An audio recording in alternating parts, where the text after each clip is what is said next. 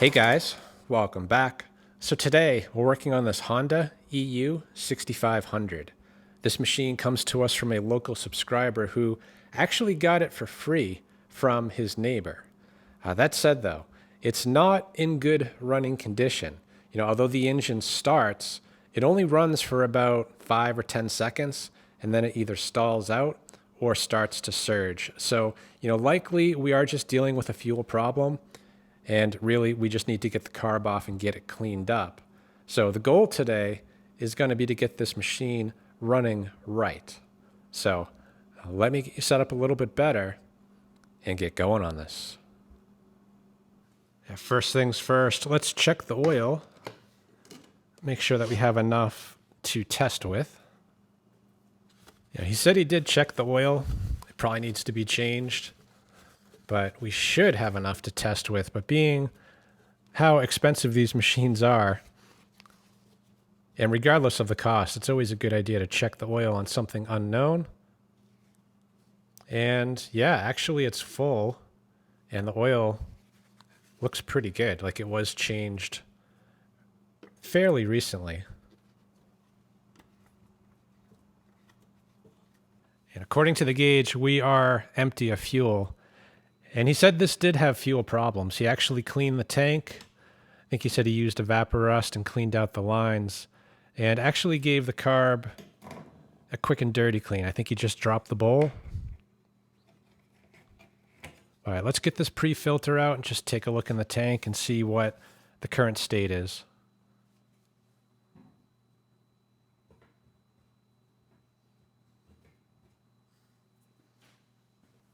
It's like they make these too small on purpose. My personal machine is also a EU6500, and getting the filter out is way more work than it needs to be.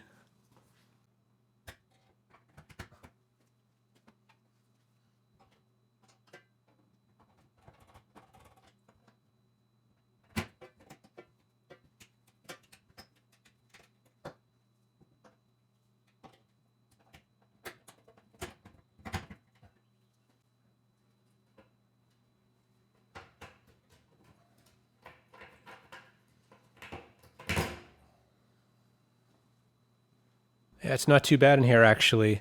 There is a bit of fuel, tiny bit of rust, but yeah, I've seen far worse. So this actually should be fine, but I am going to add a little bit more fuel to the tank.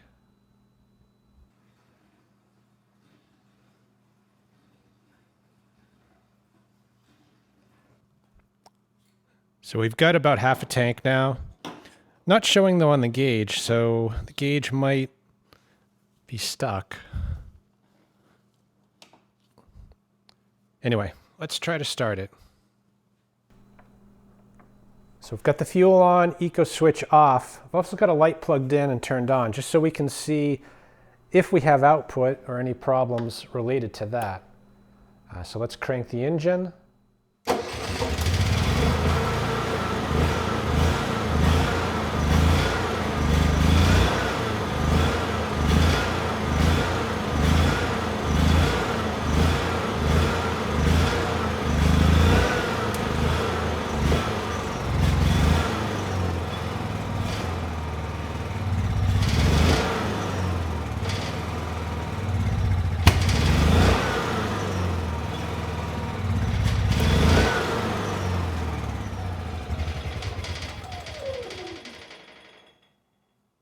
So I think you can see the problem here. Although the generator is making power and the engine actually sounds very good, the engine speed is very unstable. So either it is a fuel problem or potentially a spark problem. So before digging in and getting that carb out, let's just get a tester on the spark plug lead and make sure that we're not losing spark.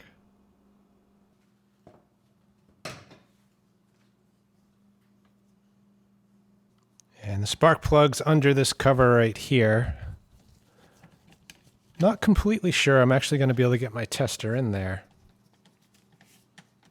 And that is the carb as well. So this is a Honda GX390, so it's a pretty standard carb. I think the biggest difference we're going to see is that both the choke and the throttle, they are servo controlled. So there's a little bit extra effort to get that carb freed.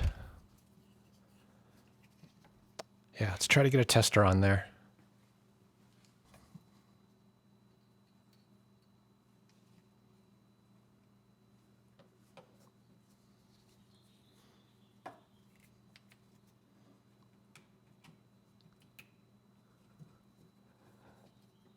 I was going to say we did it,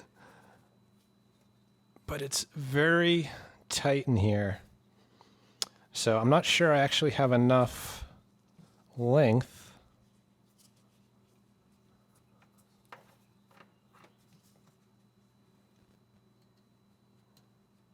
Yeah, I think I do, but it is a tight fit. All right, let's try that.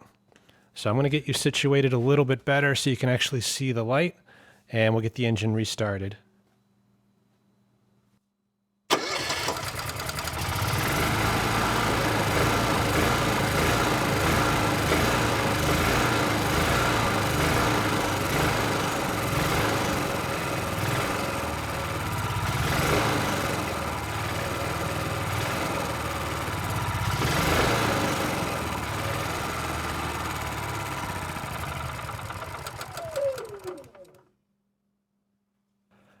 And the spark is fine.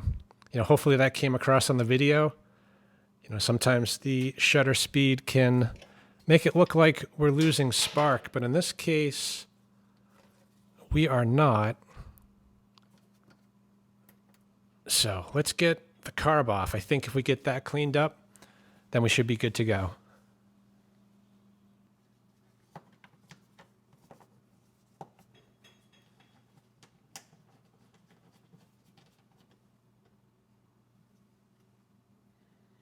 So it is pretty tight in here, and getting the carb out, it's not an easy task, but it's also not that bad. So the first step, although you don't have to do this, is just to remove the door. It's going to give you more room.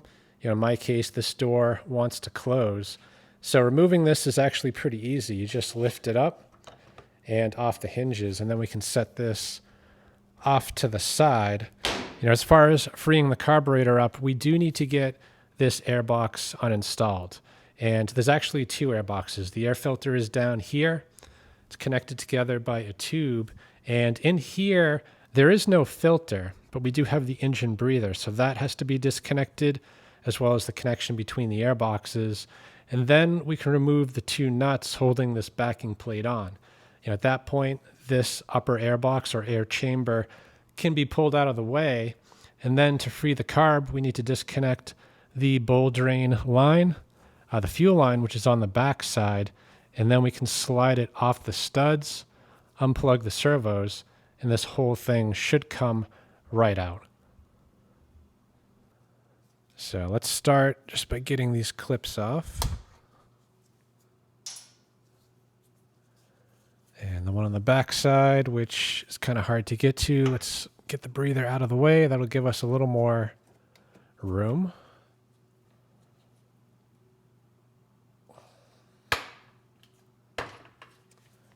Okay, the other clip's off. And we also have a line here. This is not part of the carburetor, so we can leave that attached like that. And before I loosen the carb up, actually, let's drain it out. So this is the screw for the drain, and this line goes right under the machine. So we'll crack that open, let all the fuel drain out, and then we'll remove that line and probably get this base off. That'll give us a little bit better access to reach around and pull off the fuel line.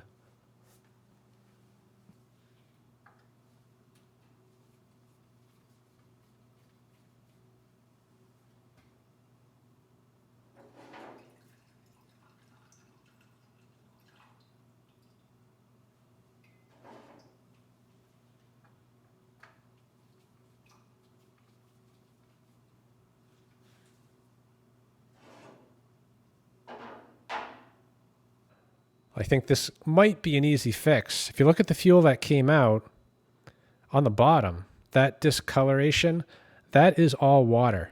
And you can see kind of the water line going around and then a separate fuel line. So yeah, water is not good. I'm actually surprised this was running at all. So there might be more water in the tank. I'm not sure. I'm fairly certain though this has a fuel pump, but let's see if it'll gravity bleed. And actually I'm going to use a different cup. So we'll turn the fuel valve on, open the drain again, and just see if there's any more water in the system. So open the drain again.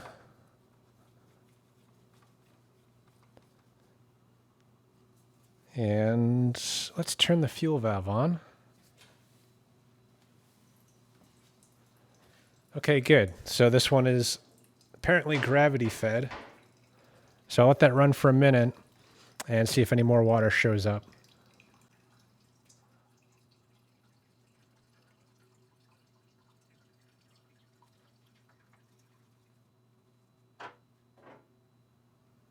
So there is still water in the system. You can see it down there.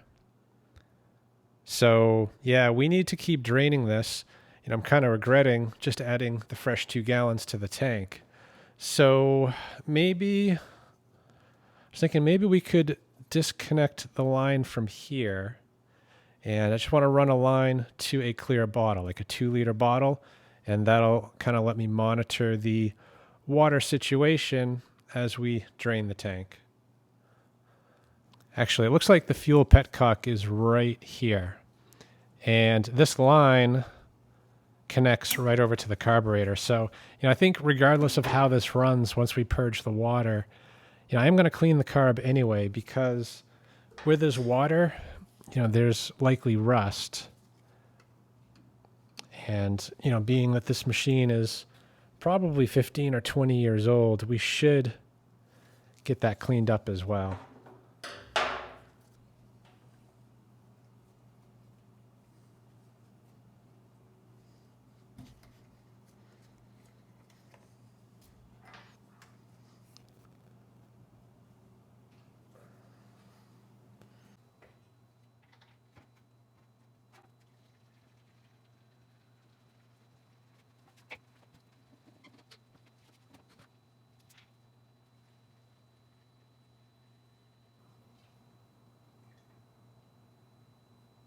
I didn't pull a whole lot out of the tank. It was actually coming out pretty clean. So I decided to hook up the fuel again to the carb. The carb's now full of fuel.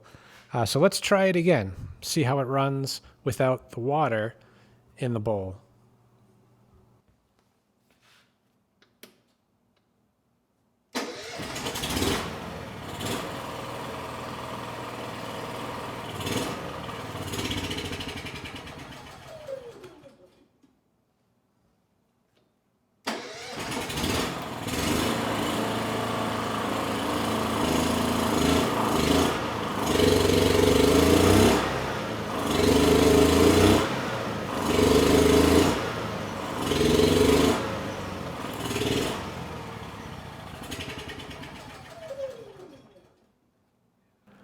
Well, I was pretty confident that getting the water out of the carburetor was going to improve the way that the machine runs, but it actually ran worse. It started pretty easily and then completely stalled out. And even after restarting it with the eco switch off, it was surging just as bad as it did before with the water in the carburetor. So without a doubt, the carb has to be pulled and cleaned up. But before I do that, I am going to finish draining the tank out. We want to make sure that's clean before we clean up the carb and reattach it to the tank. So I think once we get those two problems squared away, this machine will be in good shape.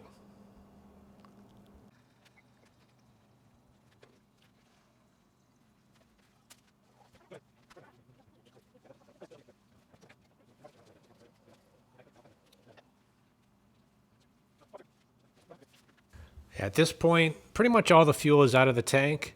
I got about 6 liters out, most of it good fuel. So the fuel goes to the top and the water on the bottom. So I've been pouring off the good fuel back into the tank. That can be reused. And although not much is coming out at this point, there is still a little bit on the bottom. You know, the way the fuel filter works, I don't think it allows every last bit of fuel out of the tank. So, to be sure we get the water all out, I'm going to have to dry the tank thoroughly. And I'm thinking we might as well remove the tank because that's going to give us much better access and a much better view of what we're trying to do down here. So the fuel line's already been disconnected. We just have a bolt in each corner, and we need to remove the knob right here. And I think once that is all done, the tank should lift right out. And you do need a pretty long screwdriver to get in there, although I don't actually feel a bolt, so I wonder if this just pulls out of there. No, there's a mud dauber nest in there. So we'll break that up, blow it out, and we'll get to that screw.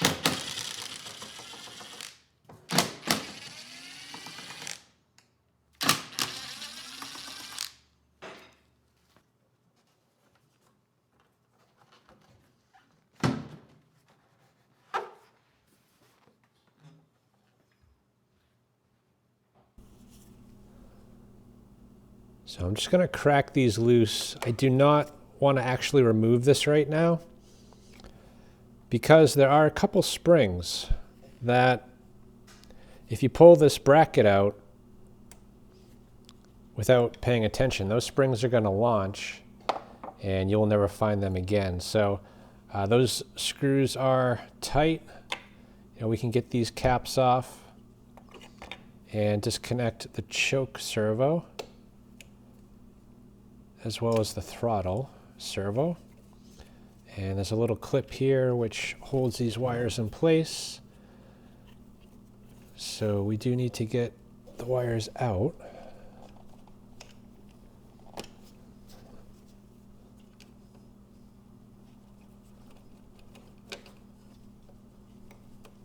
Like that.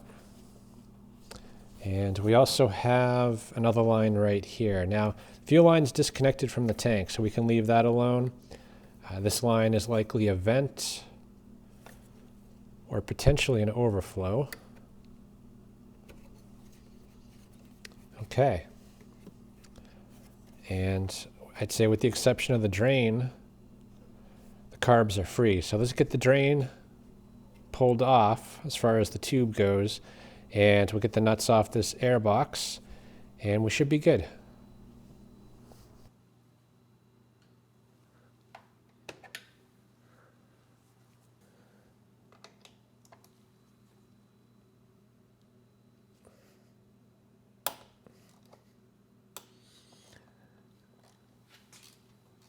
And I forgot, we do have the tube down below, so I'm not sure if there's a clamp holding that on or what the deal is, so I guess we're going to find out.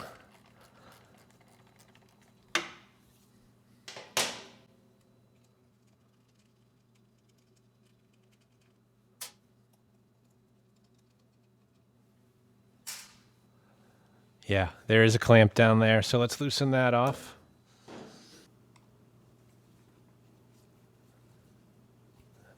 It's actually pretty loose already.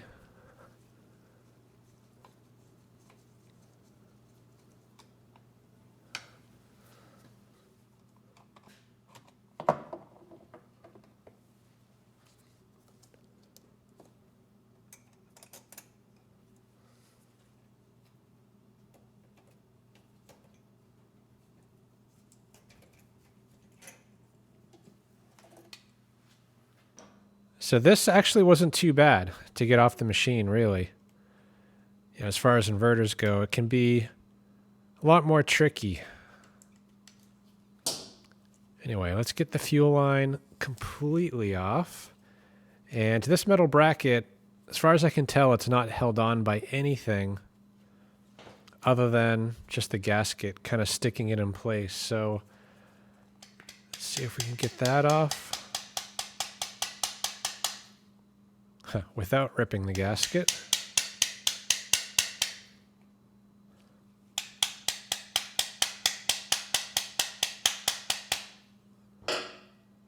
Yeah, maybe I'm wrong, but I don't see anything holding that in place. Anyway, I don't think it's important really to get it off, but I'm thinking it might provide a little bit better access up above here, although even that I don't think we need to worry about. So it's really hard to see here, but there is a spring. And there's one on the other side, which you can barely see right there. So we actually need to kind of hold these in place as good as we can while we lift this off. So yeah, let's start there.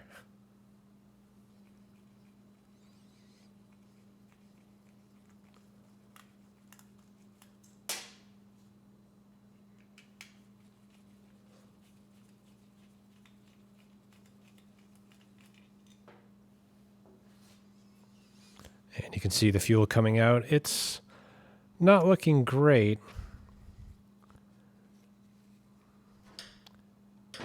Anyway, let's do this slowly.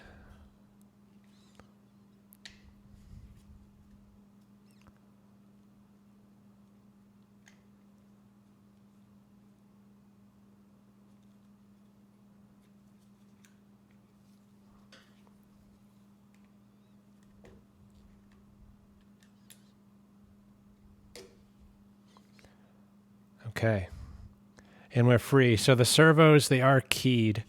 And on the other side, we have the springs with the plastic right here. And there's actually nothing holding this in, just other than the servo and the spring. And when you lift the servo out, it doesn't take a lot to pull this piece out and lose the spring. It also looks like the plastic pieces, they are different sizes. So the throttle side is the shorter piece of plastic. So let's pull that out with the spring. And we'll do the same to the other side. And there's nothing physically holding it on other than just being sandwiched like it was. So we'll set those aside. And now it's more or less like any other GX390 carb. So let's get the bowl off.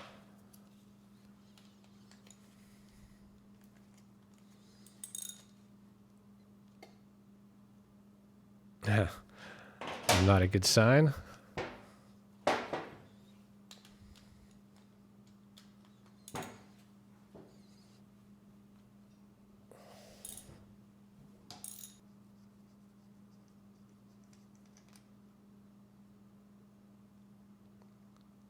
Yeah, not too bad. A little bit of varnish, but I don't see a lot of junk on there.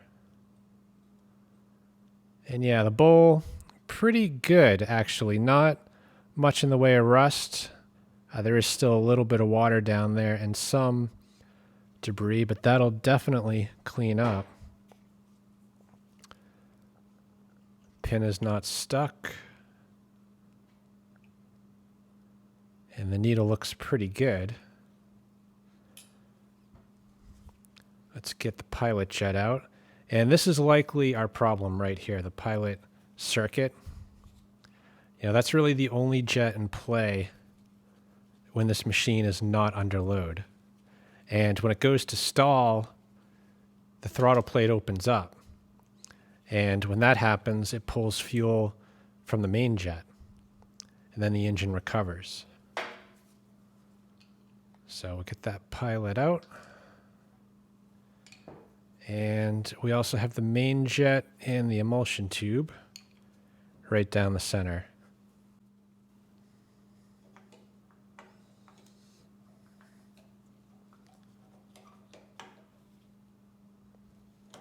Yeah, that's coming right out.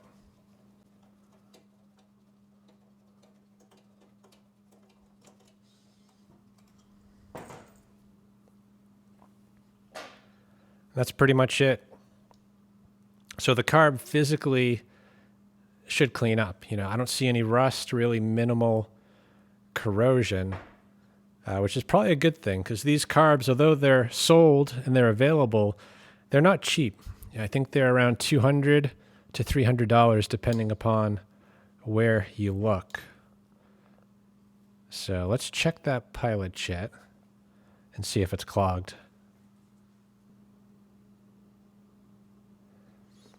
No, actually, if it was clogged, it was barely clogged because this went right through without any issue.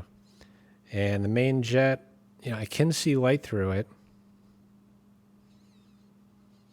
So that is not the issue. And I guess the other possibility is that the pilot circuit could be clogged up as well. So the drilling is on the side here for the pilot. It comes up to here. It exits right here. There's a couple holes on the side of the carb, one of them actually in front of the throttle plate. And that one you can adjust. It's actually already maxed out. There is a limiter right there. But yeah, the clog could be in there, or possibly the hole that exits right here into the main kind of jet area. And if that's the case, it won't draw any fuel. So let's make sure that is open. We'll check the passages on the side and probably go through everything with a bit of carb spray and then soak this for 5 minutes in the ultrasonic. And I think at that point, we should be in good shape. So the actual drilling for the pilot jet is kind of in this area. And the only way to access it is right down the center here. You need to use something like this, just a torch tip cleaner with a 90-degree bend. And get down there. And yeah, actually it went right in. So that is not plugged, or if it is, it's not at the fuel pickup. So let's check the throat of the carb and make sure these little holes on the side are clear. And yeah, that one went right in. Let's try another. Yeah. So those are clear as well. So yeah, no smoking gun so far on this. Anyway, I'm going to go through it with a bit of carb cleaner, just make sure I see the fluid passing where it should. And we'll give the ultrasonic a go and see if it can bring this carb around.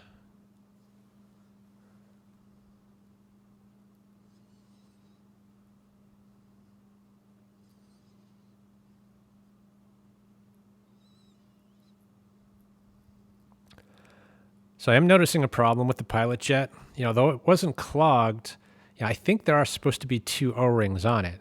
They're actually very hard to see because they're black, but there is one O-ring right at the bottom. And usually, I see another O-ring right at the top. And I do not see that. So without that, that is likely a vacuum leak. And instead of pulling fuel up through the bottom, likely it's just pulling air down from the top, starving the pilot jet of fuel. So that actually could be the smoking gun. And I'm also noticing here on the bowl bolt that the O-ring is pretty much shot. So we're going to have to replace that as well.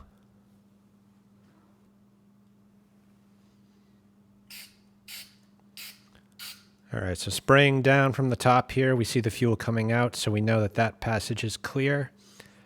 If I put my thumb over there and finger on there, then those passages are blocked. And if I spray through right here, which is the air intake for the pilot, and spray in here, I should see actually some coming out those little holes on the far side, which might be hard for you to see, but I do see fuel squirting out of there. So the pilot system definitely not clogged. And just to show you what I'm talking about as far as the pilot jet goes, here I have a Honda clone for a GX390. So these are essentially the same. The biggest difference is that this one accepts the servos, whereas this uses a mechanical governor and a manual choke. But the pilot jet and the O-rings should be the same, as well as the seal on the bowl nut. So I'm going to take off or take out the pilot jet just so I can show you how the O-ring should be.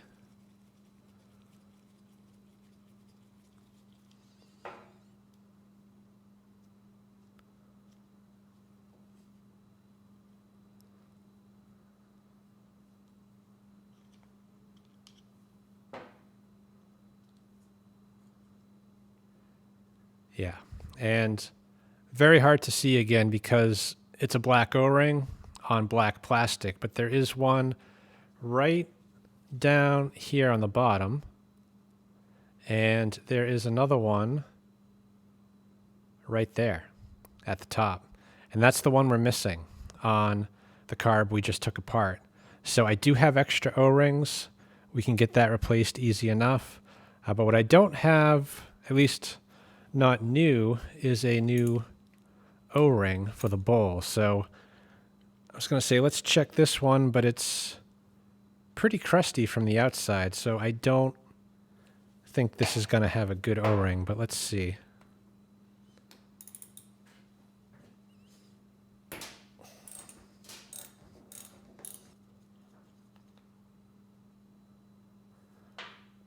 Actually, looks better than the one that came on the Honda.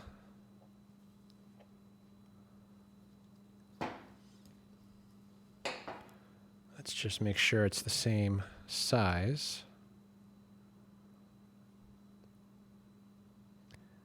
And yeah, actually, it's a perfect fit. So we're going to use the Honda clone O-ring. And actually I have Honda clone O-rings for the pilot as well. So we'll get the missing one installed. And I think that'll do it.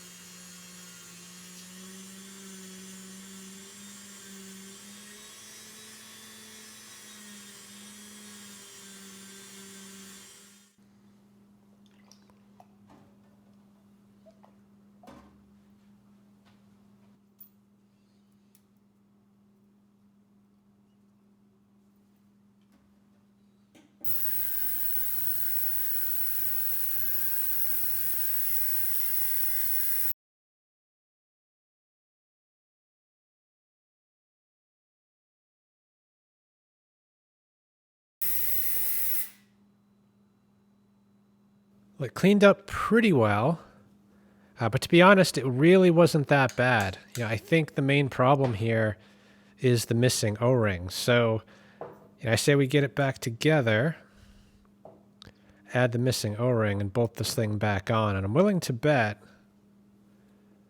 that it's going to run a lot better.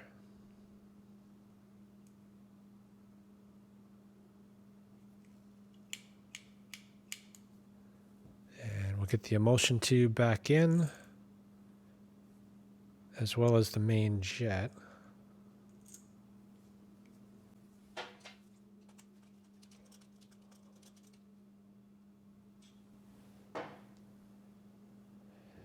And actually, before we put the bowl on, let's get the new O-ring fitted.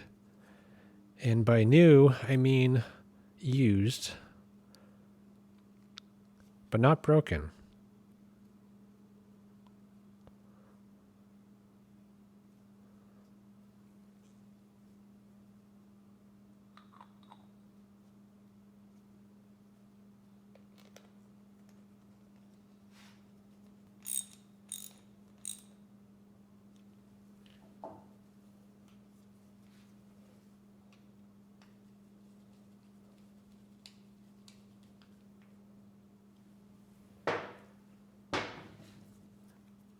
And these are the O-rings right here. So actually the green ones are used ones, but are still good. The black ones are brand new. So I'm actually going to pull out 2 of them because, you know, we had a bad O-ring on the bowl bolt. We have a missing O-ring there, which I assume broke off. So I've got to imagine that the remaining one is not too far behind.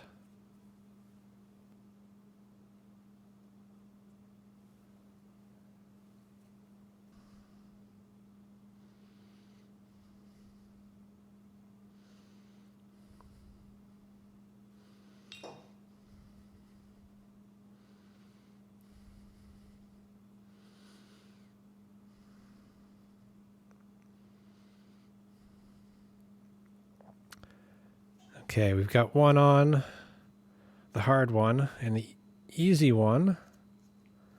I say that.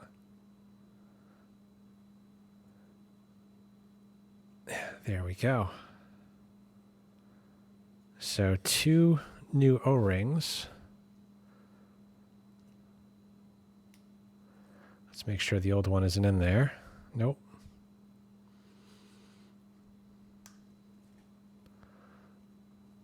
Okay. We'll just put the spacer in place, and then this is the idle set screw. And on this machine, although it does idle, it's controlled by the servo. So I don't think you want to set this as the idle speed. So just turn it until you see a couple threads poke through like that. And that should do it. So let's get the servos back on, and then we'll be ready to try this out. So we'll start with the choke side first. That has the longer plastic piece, and the spring goes right in the U.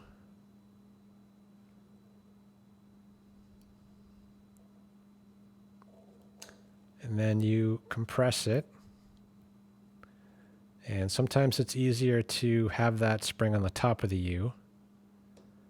Compress it, then push it down. Like that. And we'll do the same for the throttle.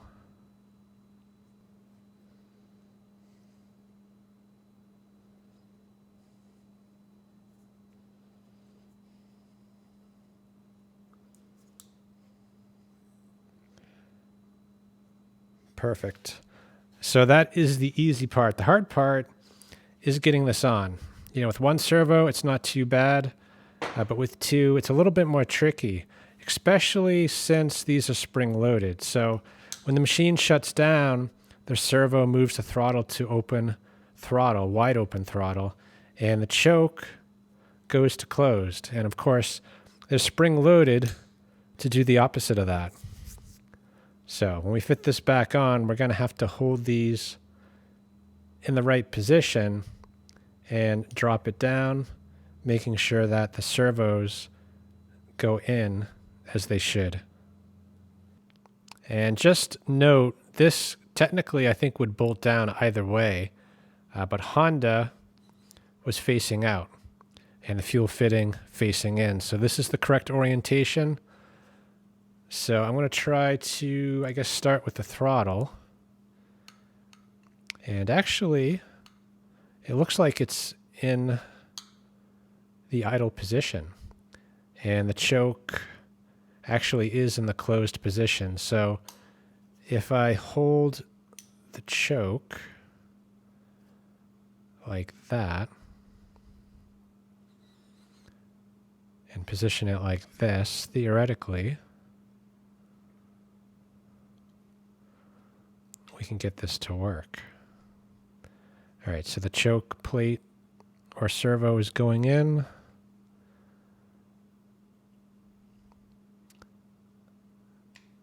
And they're both in. So that was not too bad. Let's get the screws back in.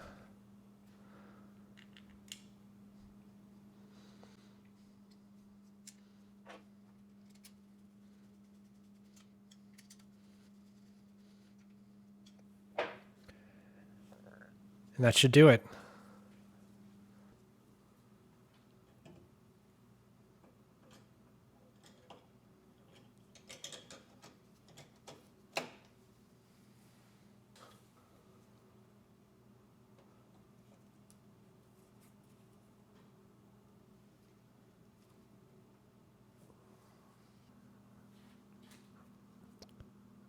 So we get the fuel line back on.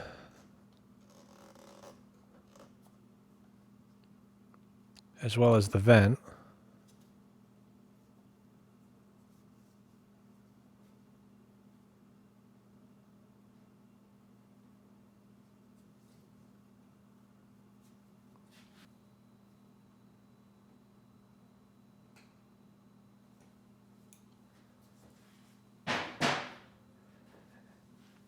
And we'll get the throttle plugged in as well as the choke.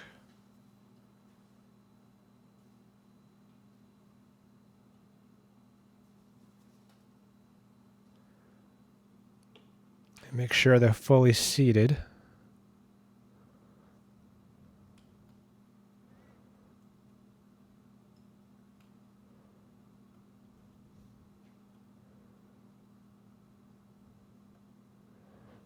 Okay, those are good.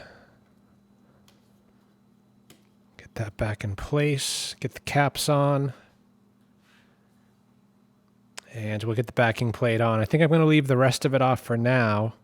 You know, it might run a tiny bit lean, but even so, it should run a lot better than it did.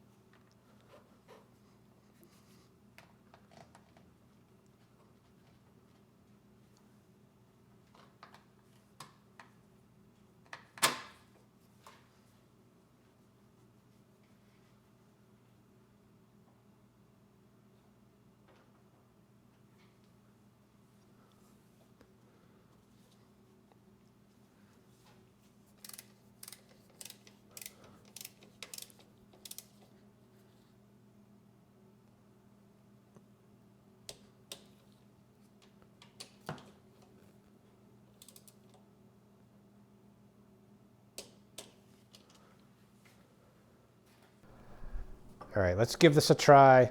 Now the airbox, I did put the cover back on. I want to give this the best chance possible. And the eco throttle will start in the off position.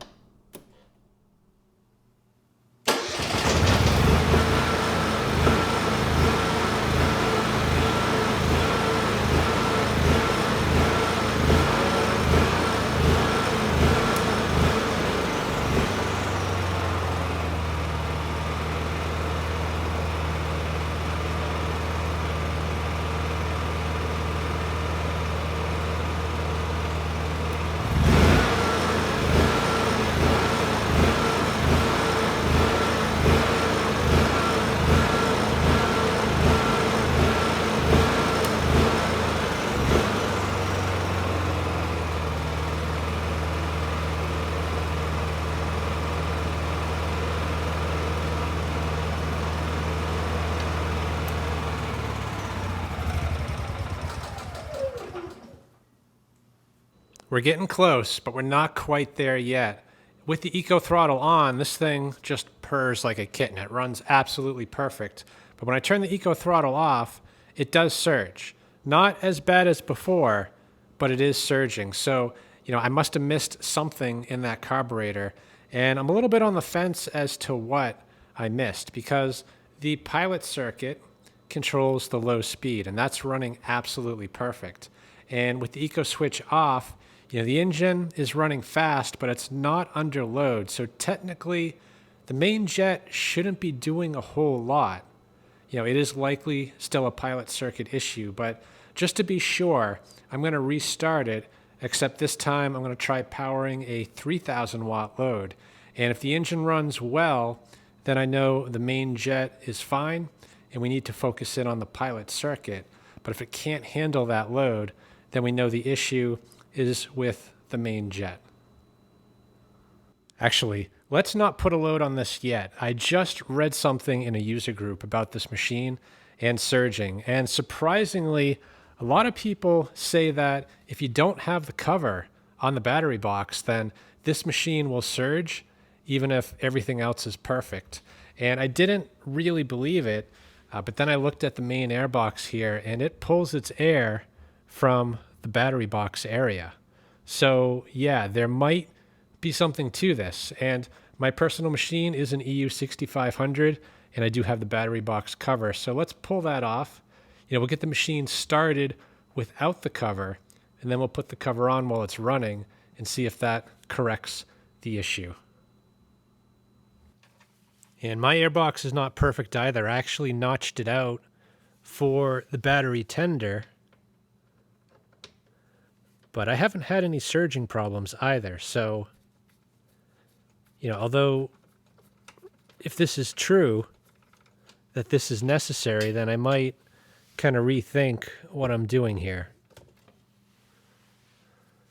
So I am going to restart this machine without the battery box cover, and we'll keep the eco switch in the off position since that's where it surges most.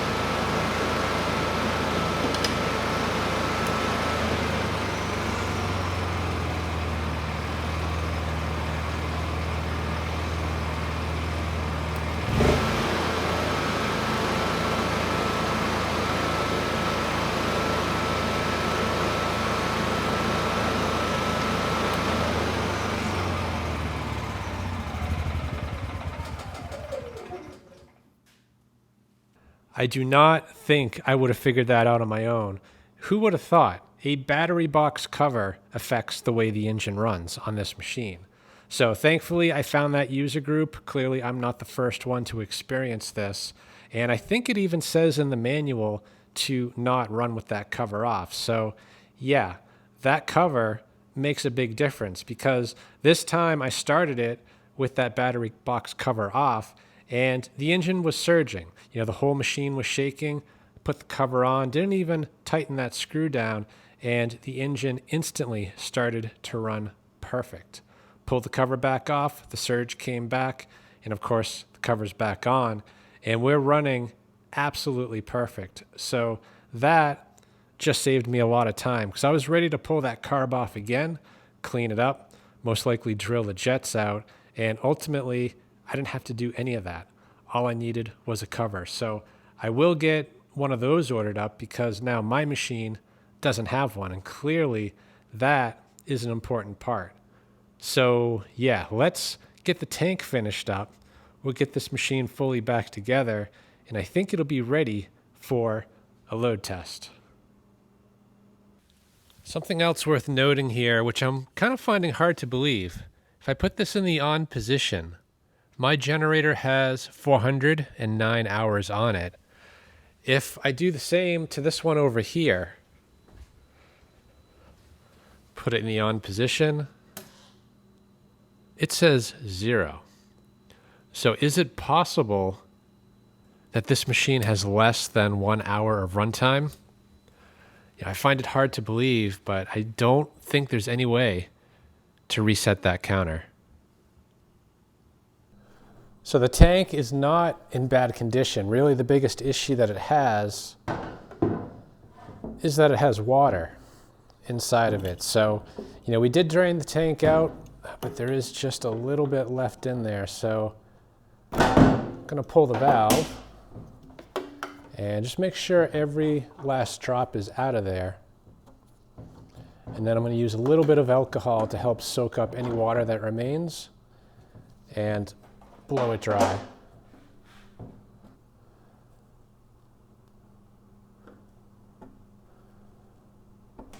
The tank filter is pretty stuck.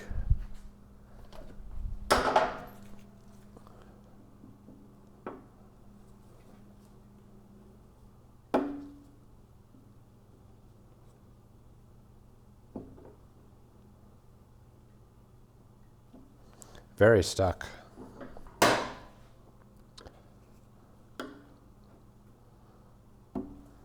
So I probably should have taken this out before ordering the parts, because there is a chance that this is going to get damaged. Let me try a different tool. Maybe we'll pull it from one side instead of both. Huh. That is really stuck.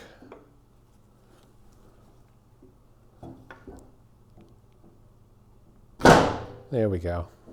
I think it was the O-ring.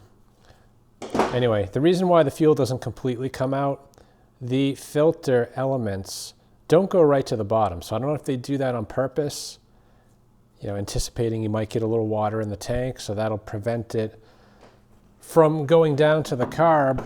But on the downside, you don't know there's anything wrong, and you end up with a bit of water in the tank.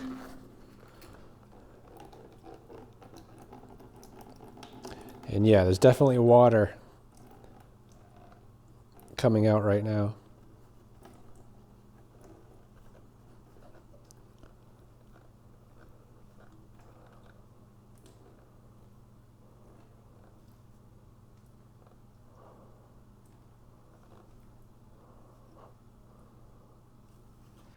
And you can see the water that came out. So yeah, it's a good thing we pulled that valve out, because this water is going to continue to make trouble.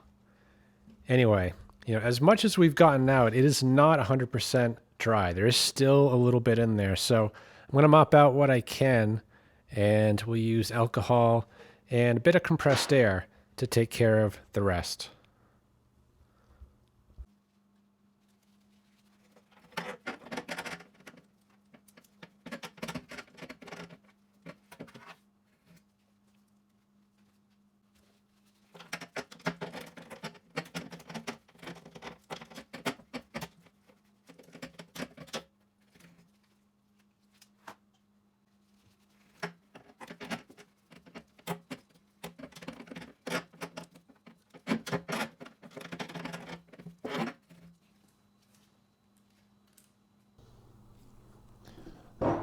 All right, so we got the valve back in, mostly just as a plug, because once I get the alcohol in here, I do want to kind of swish it all around before draining it out.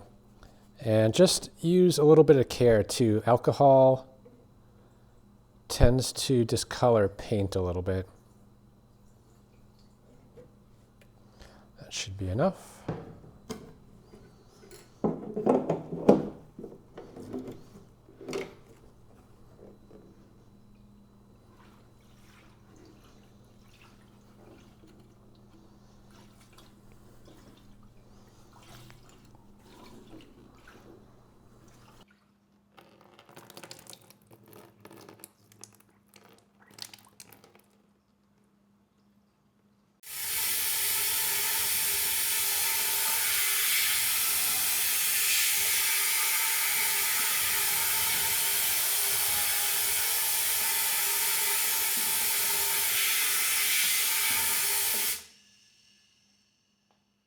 So we'll get the fuel valve back on.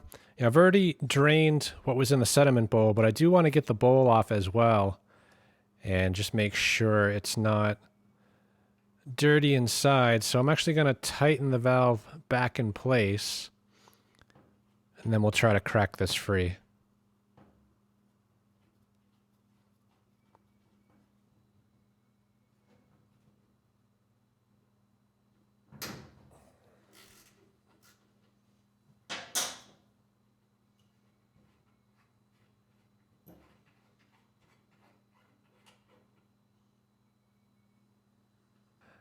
It's not bad, actually. So very little, if no debris. So we'll get the tank fully back together, which at this point is just a sediment bowl, and we can put it back on the machine. I don't think there's any reason to keep this off.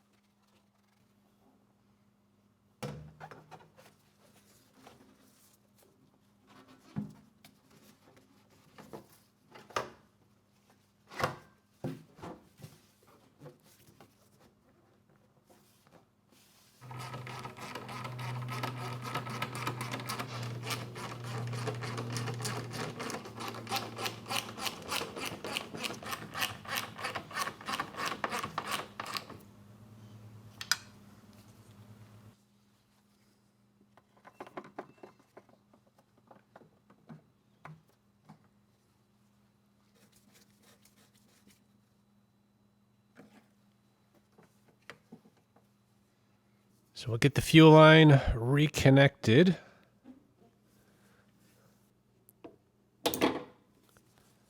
As well as the tank vent, which is right here.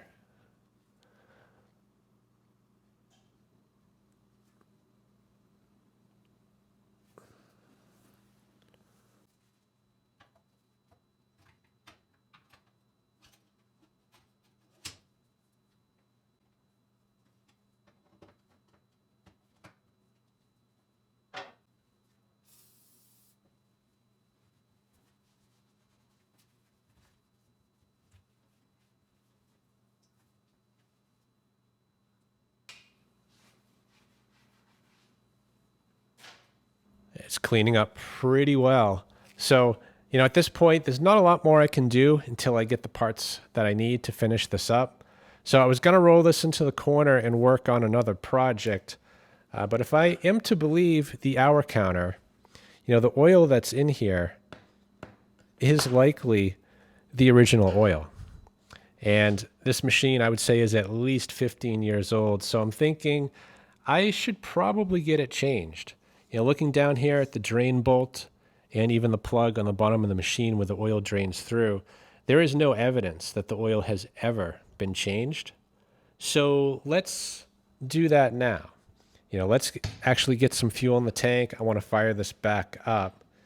We'll put a light load on it, run it for a few minutes, and then flush that old oil out.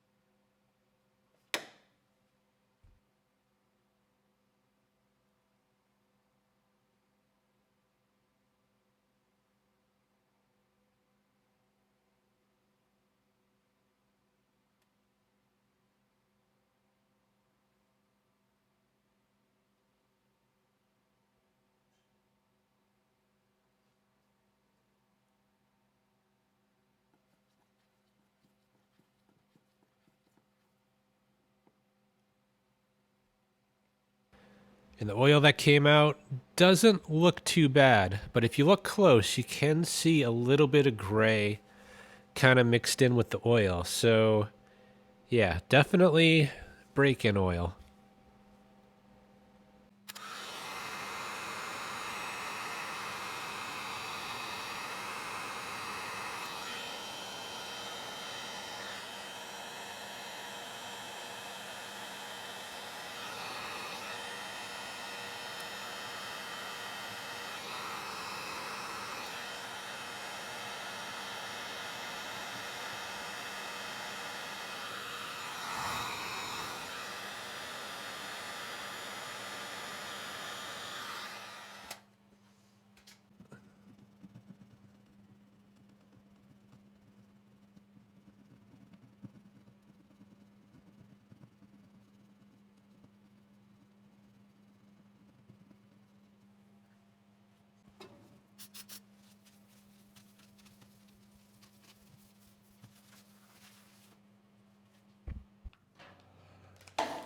Okay, so it is a few days later, and we've got the clips we need for the upper air box, and we also have the new battery box cover. And oddly enough, the cover requires seals to function, so those are sold separately. So don't overlook that. A lot of times when you order parts, you don't get the complete part. And in this case, you can't really reuse the seals, even if you had the old battery box cover. So I don't see a reason why you would ever order a battery box cover without the needed seals. Interesting. So this seal has no adhesive, and I'm not sure where it goes. Actually, I'm pretty sure this one goes right here. The other one, though, is actually kind of wide. Doesn't look like it'll fit in that channel. So, yeah, I guess we'll figure it out.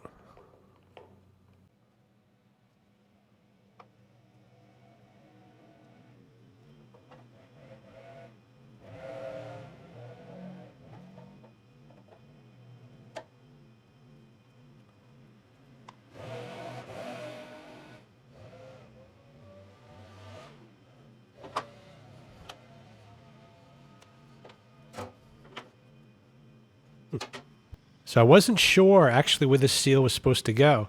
I had assumed one went right here, which this one fit perfectly, and I thought the other one was going to go in there, but this seal is definitely not a match for that spot. So I took a look at my cover, which actually is missing part of the seal we just installed right here, and it has the same channel, but that is empty. Instead, the other seal, it looks like, is stuck on the side of the cover right there. So we'll do the same on the new one.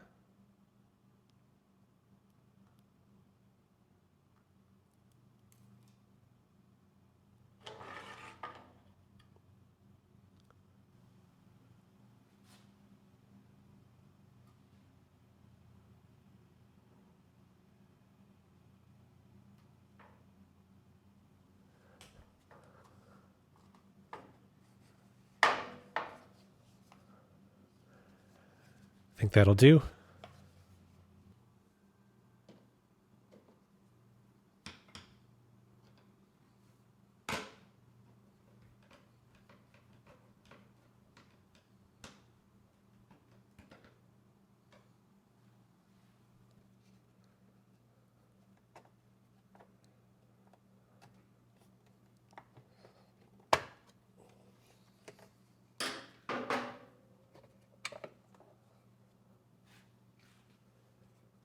So I ended up pulling the cover off the airbox. It's going to give me a tiny bit more room to get in there, but honestly, I don't see how any adult human can get their fingers in here.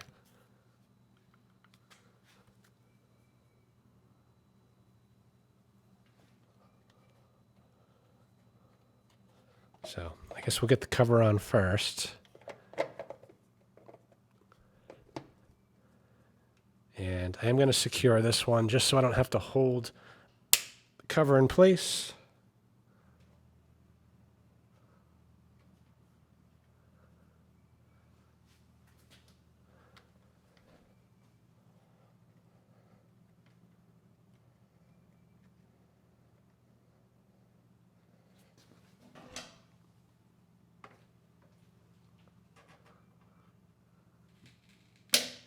Okay, that one's on.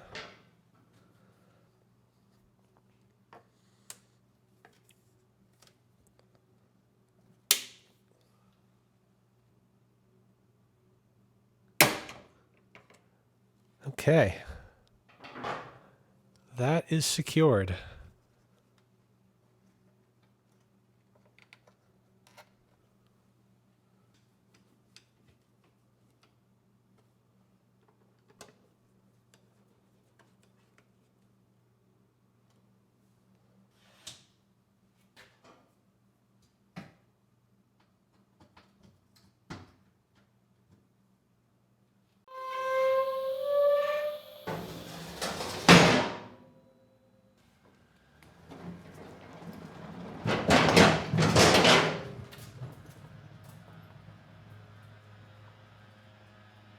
So we are more or less ready to give this thing a proper load test, but we do have to keep in mind that hour counter says 0. So this engine, it is not broken in, and it should really be run for a few more hours before bringing it up to full load. So I'm going to start just by getting the engine started without a load. We'll let things warm up a bit, and while it's doing that, we'll double check the output using the kilowatt. We'll measure the voltage in the hertz. We use the amp probe to measure the total harmonic distortion in the oscilloscope to see what the sine wave looks like. At that point, I'm going to put on a 1,000-watt load. We'll let it run for about an hour, and then we'll bring the load up to a half load of 2,500 watts. We'll give that a few minutes, and assuming everything looks good, I'm briefly going to bring it up to 5,500 watts just to make sure that the engine and the carburetor can handle it.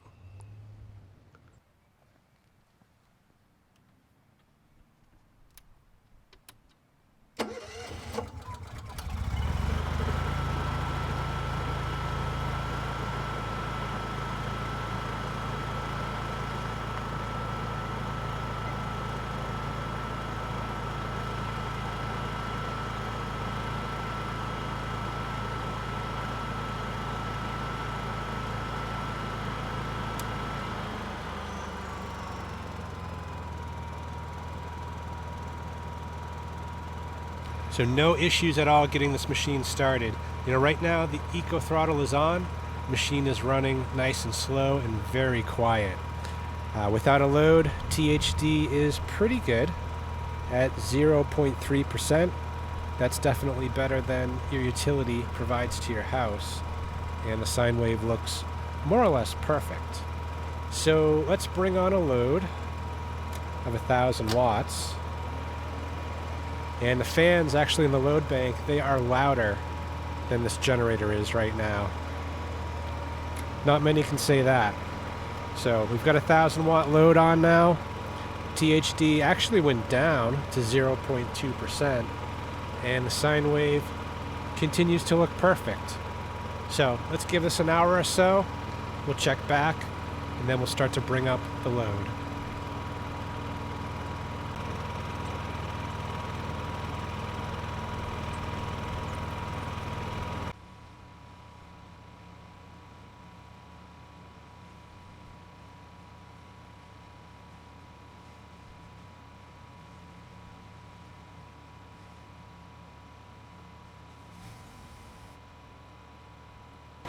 So no issues at all. We just passed the 1 hour mark, and of course everything's running fine. So let's bring the load up to a half load, or just under.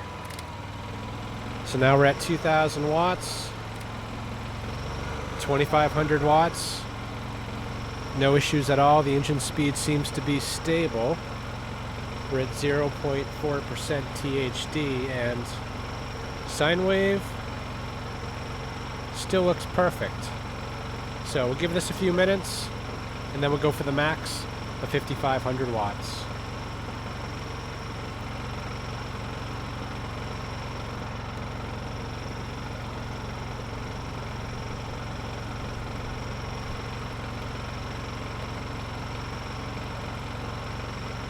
All right, no issues at all at 2,500 watts. So let's bring the load up a bit.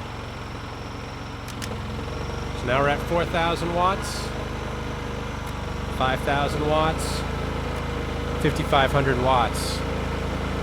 No issues at all. The engine's still steady. 0.7% THD, and sine wave is pretty much perfect. So yeah, let's go a little higher. 6,000 watts. No issues. So I've seen enough. You know, this machine is fixed. So I'm going to give the load bank a little bit of time to cool down, as well as the engine, and then we'll shut it down.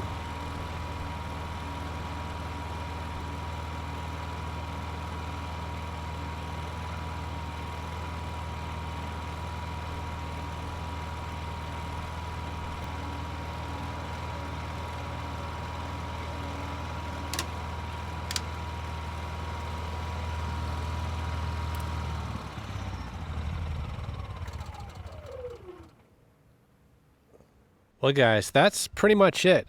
You know, this one kind of had the perfect storm. There were multiple issues going on. We had water in the fuel. We had a carburetor that looked good, but definitely ran better after cleaning.